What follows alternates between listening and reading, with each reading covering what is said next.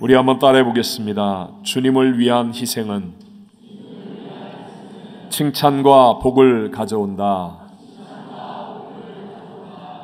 남을 위해 좋은 일을 하고 난 다음 칭찬을 받거나 상을 받는 것은 누구에게나 기쁘고 훌륭한 일입니다. 그런데 만약 역사의 주관자 하나님께로부터 칭찬을 받고 복을 받는다면 그것은 최고의 기쁨이며 훌륭한 일 아니겠습니까?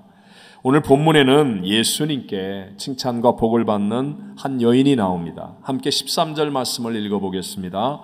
내가 진실로 너희에게 이르노니 온 천하에 어디서든지 이 복음이 전파되는 곳에서는 이 여자가 행한 일도 말하여 그를 기억하리라 하시니라. 아멘.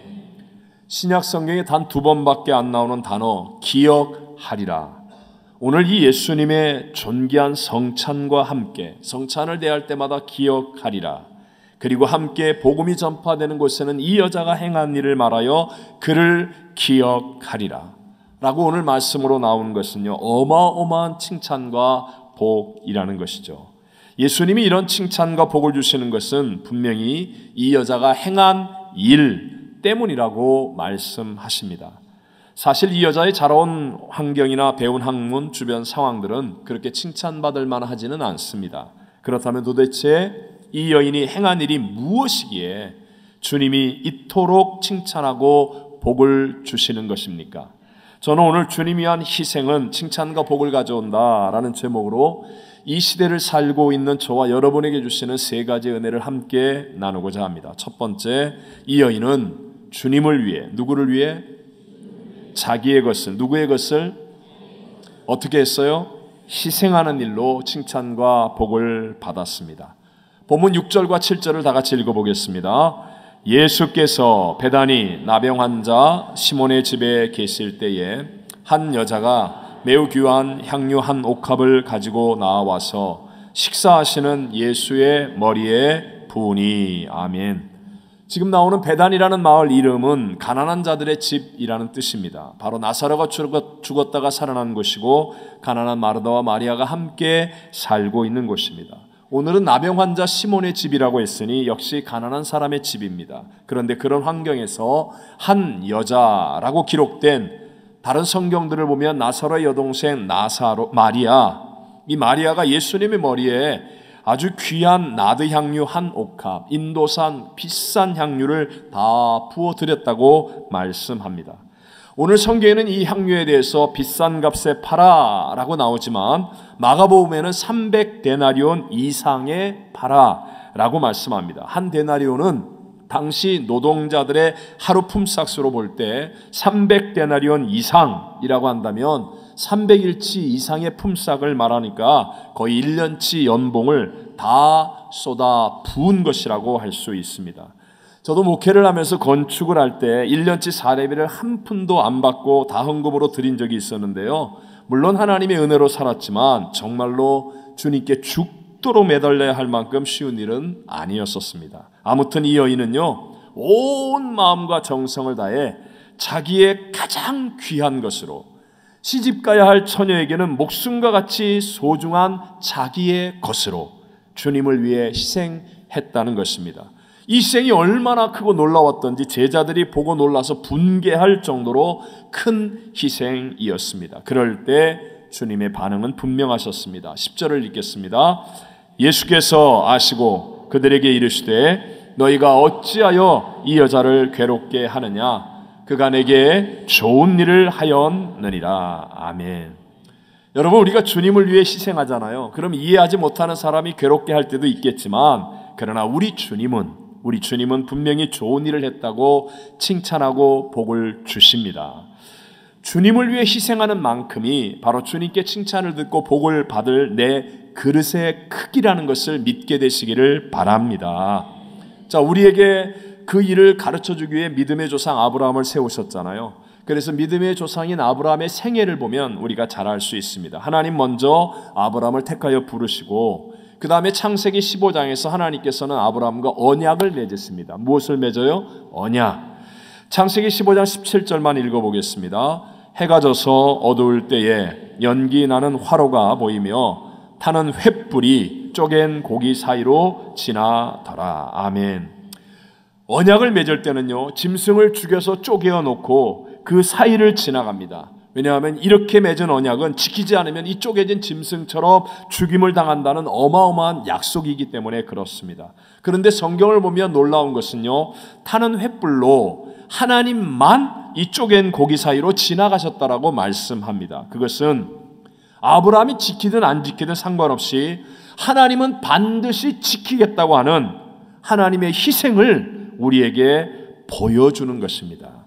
우리가 아직 죄인 되었을 때에, 도대체 하나님의 상대가 되지 않은 그런 때에 십자가에서 죽음으로 대속해 주시는 그 일방적인 은혜로 우리를 구원해 주시는 그 하나님의 희생, 그것을 우리에게 예표와 같이 보여주는 것입니다.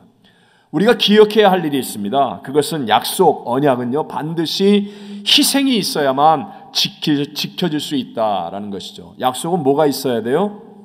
희생이 있어야 지켜진다는 것이죠. 우리 설명을 위해서, 이해를 위해서 예를 들자면, 여러분이 내일 저녁 어떤 분과 식사 약속을 했다고 해보십시오. 그런데 그 식사 약속을 이제 장소에 가기 위해 교회를 잠깐 들렸는데, 교회에 너무 맛있는 음식이, 내가 너무 좋아하는 음식이 거기 다 만들어져 있는 거예요. 먹고 가라는 거예요. 그거 먹으면 저녁 약속 지켜요, 못 지켜요? 희생해야죠. 아니면 그날 하루가 너무 피곤했어요. 그래서 정말 움직이기도 어려울 만큼 좀 눕고 싶은 마음이 굴뚝 같습니다. 그런데도 희생해야 내가 약속을 지킬 수 있습니다. 또는 갑자기 더 중요한 사람에게 연락이 오는 겁니다. 바로 그 시간에 만나자고요.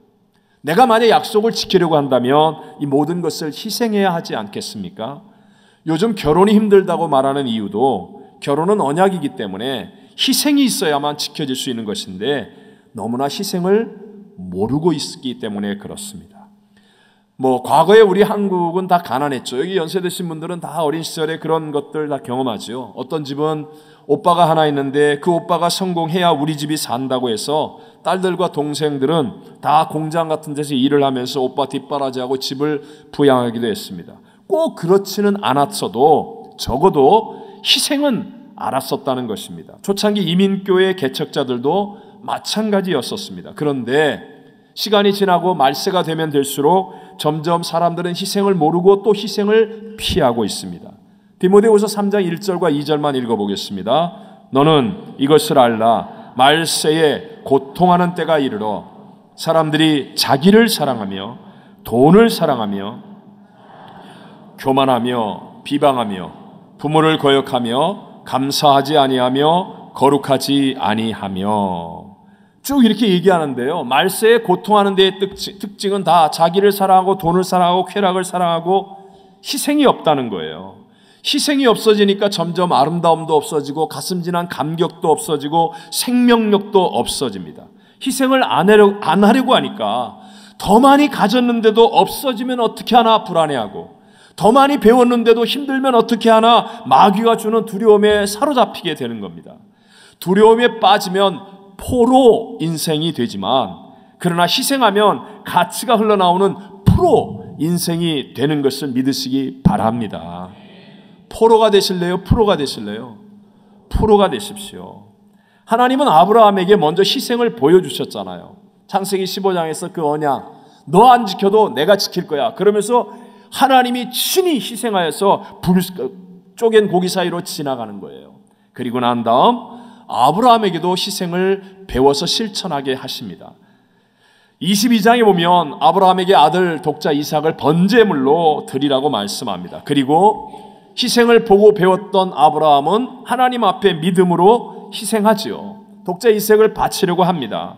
그것을 보시고 하나님께서는 아브라함에게 복을 주십니다. 창세기 22장 18절입니다. 또 내 씨로 말미암아 천하 만민이 복을 받으리니 이는 내가 나의 말을 준행하였음이니라 하셨다 하니라. 아멘. 희생이 있을 때 약속이 지켜지기 때문에 아브라함의 희생을 보신 하나님은 그 이후부터 아브라함과 친밀한 친구같이 하나가 되어 움직이셨다는 것입니다. 오늘도 마찬가지입니다. 왜 희생이 중요합니까? 실수가 없으신 하나님 앞에 내 것을 가지고 희생하는 사람이 되어지면 성경에는 그 수많은 언약들이 나의 것이 되어지고 지켜지게 되고 하나님의 칭찬과 복이 흐른다는 것을 믿게 되시기를 바랍니다. 반대로 교회를 다니면서도 주님께 칭찬과 복을 못 받는 사람들이 있다면 그들의 공통점은 본문에 나와 있는 이 제자들과 같이 지식과 열심은 있으나 주님을 위해 자기 것으로 희생하는 것에 인색하기 때문입니다. 자기 것은 희생하지 않고 오히려 남에 대해서 판단하고 분노하고 또는 주장하면서 자기가 통제하려고까지 하는 것입니다.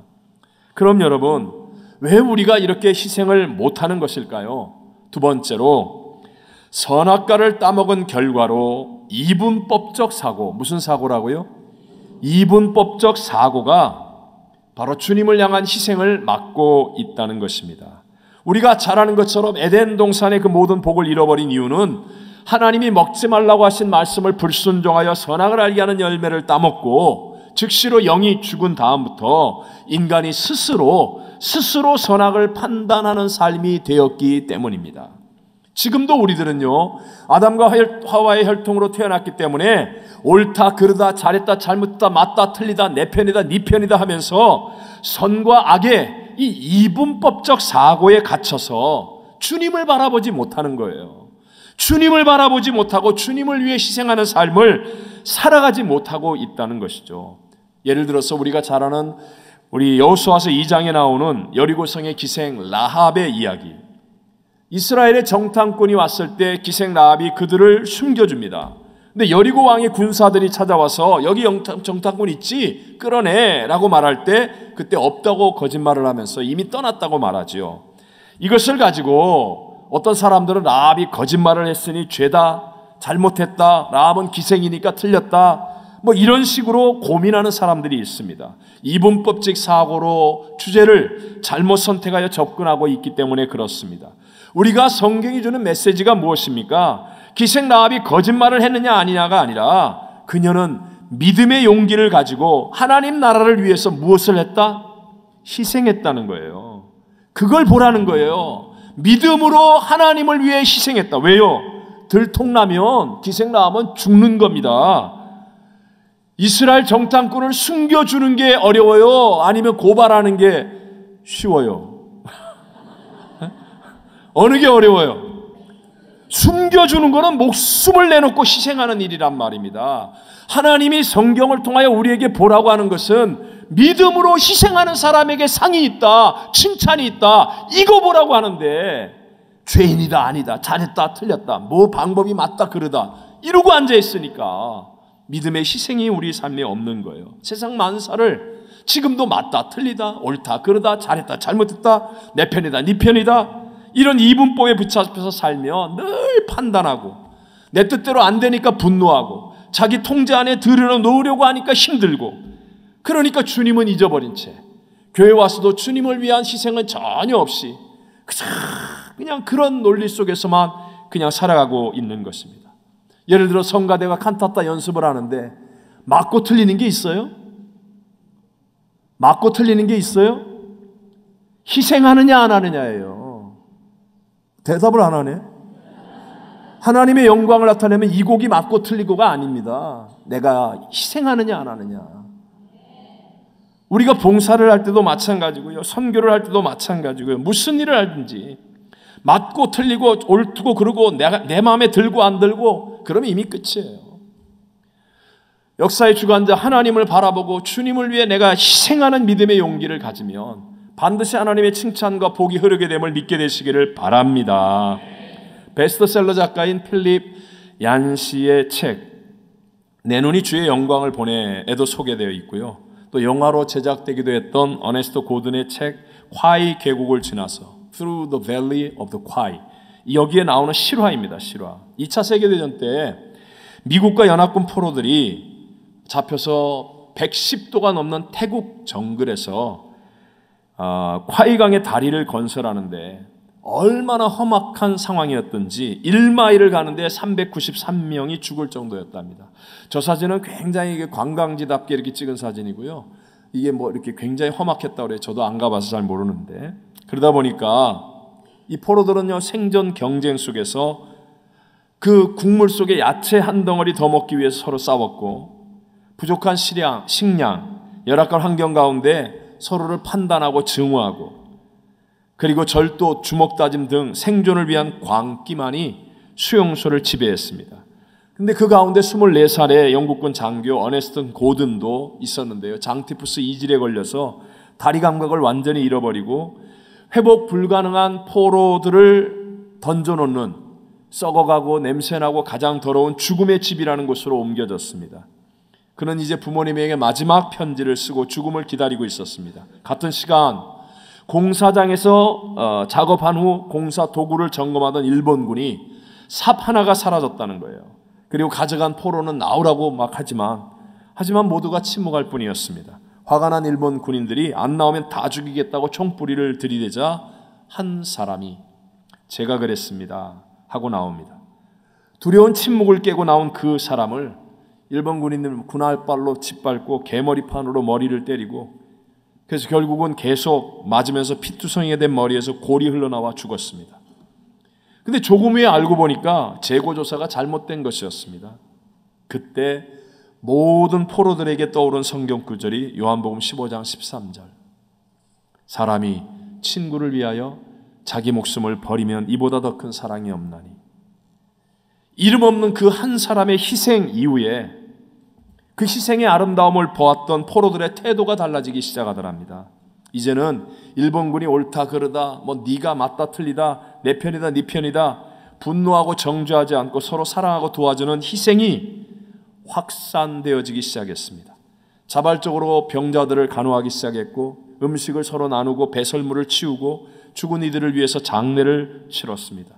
예배와 기도가 들불처럼 번져나가기 시작했습니다. 이 사랑의 손길은 죽음을 기다리고 있던 이 고든에게도 미쳤습니다.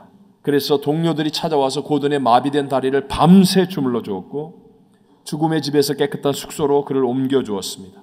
점차 회복이 된 이 고든은 기도회 봉사활동에 참여했고, 일본이 전쟁에서 패망한 이후에 그 고통을 당했던 간수들이 한 명도 일본군에게 보복하지 않는 그 수용소 동료들의 모습에서 깊은 감명을 받고 이 사람이 변화되었습니다. 이후에 목사가 된 고든은 자신의 체험을 이렇게 말했습니다. 많은 사람들은 콰이강의 다리를 생각하지만 우리는 콰이강의 기적을 생각한다. 그 열악한 상황에서도 한 사람의 희생을 통해 천국을 보았기 때문이다.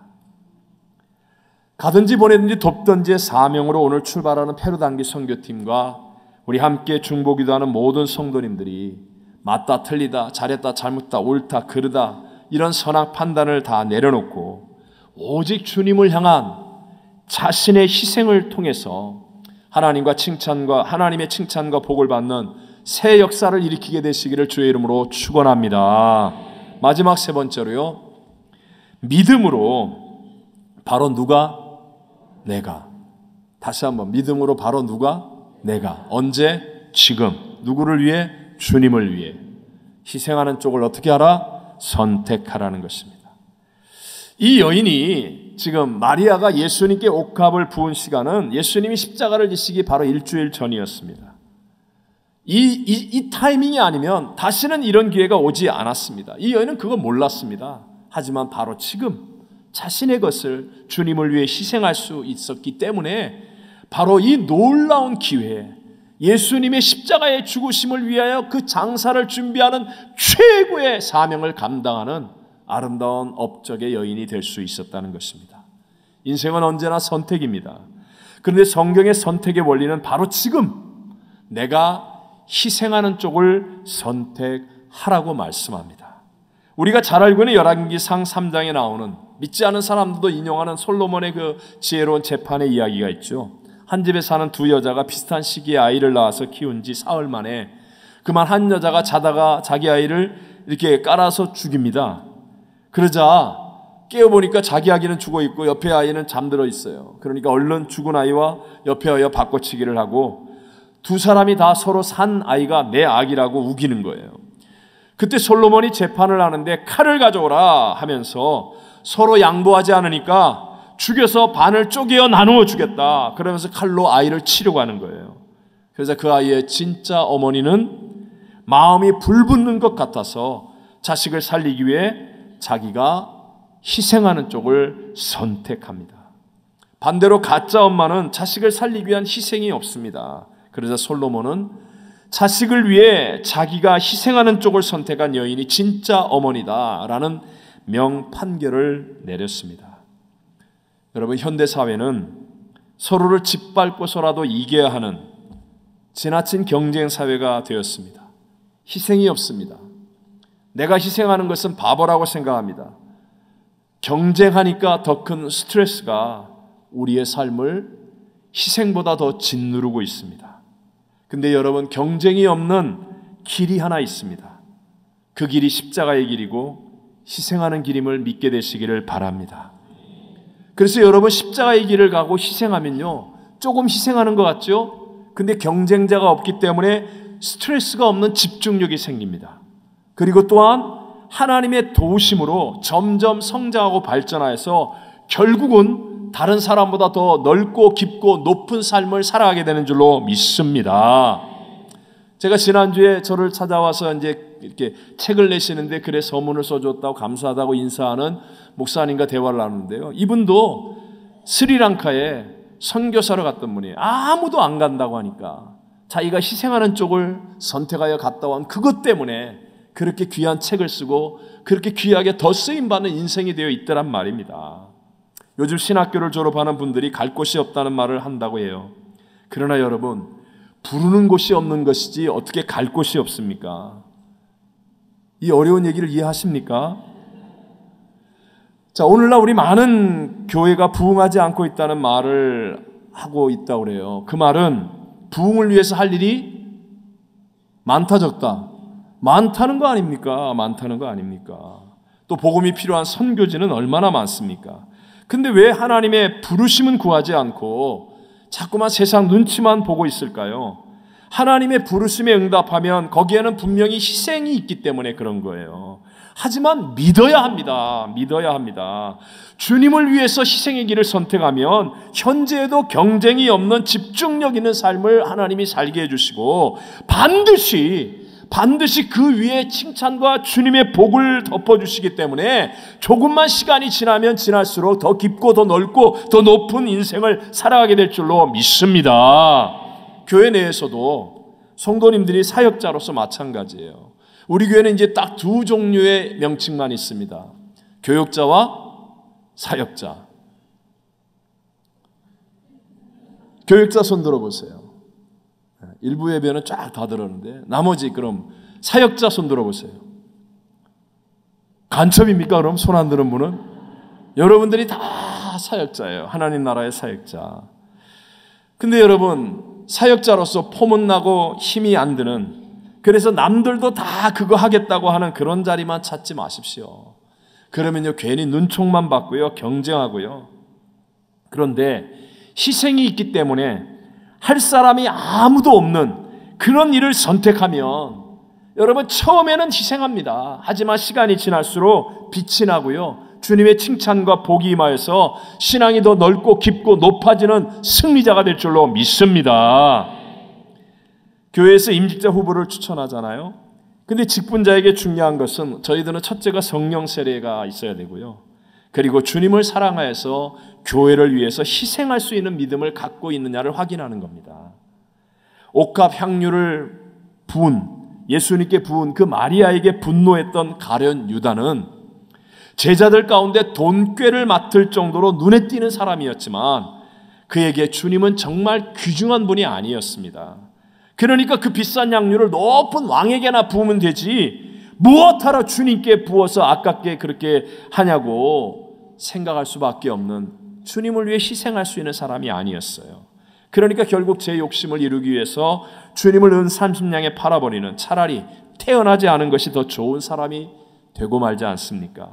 오늘날도 우리는 종종 이 마지막 시대에 사람들 눈에 띄어서 직분자로 세웠는데 이 핑계 저 핑계 대며 희생을 피하는 사람, 직분자로 세워진 교회와 성도와의 언약을 가볍게 여기고 자기 고집대로 편한 길을 가려는 사람은 주님을 만왕의 왕 만주의 주 만물의 충만의 충만으로 믿는 믿음이 아니기 때문에 그런 거예요.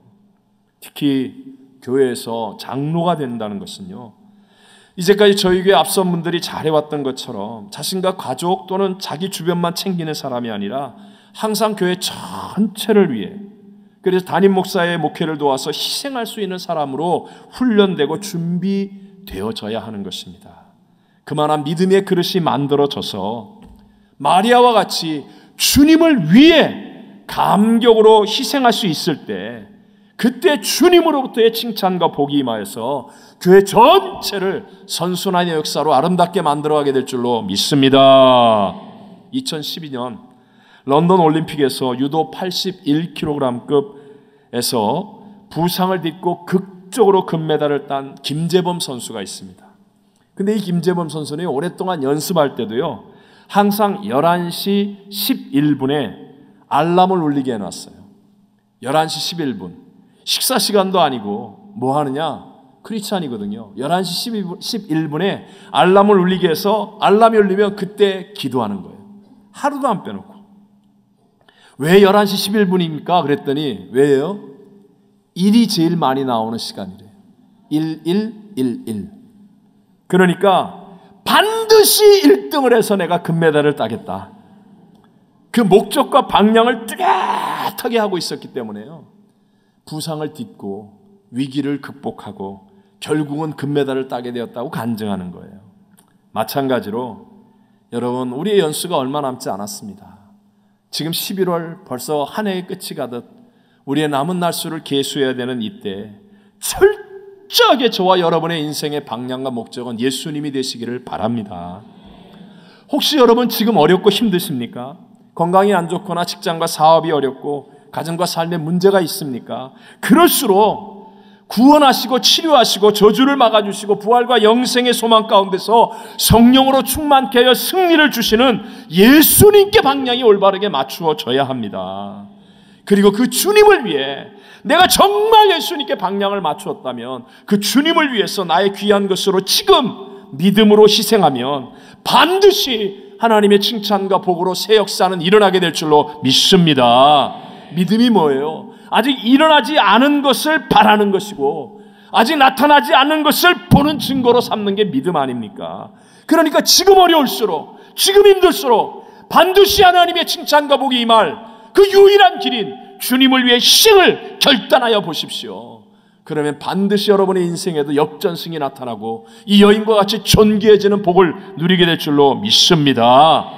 오늘 이 성찬의 예수님, 우리를 위해 자신의 모든 것을 희생하심으로 부활의 첫 열매가 되고 하나님의 가장 큰 칭찬과 복을 얻으신 이 예수님을 바라보면서 우리도 믿음으로 희생을 결단하여 우리의 삶의 모든 어려움을 이기고 하나님의 칭찬과 복으로 승리를 누리는 저와 여러분 되시기를 주의 이름으로 축원합니다.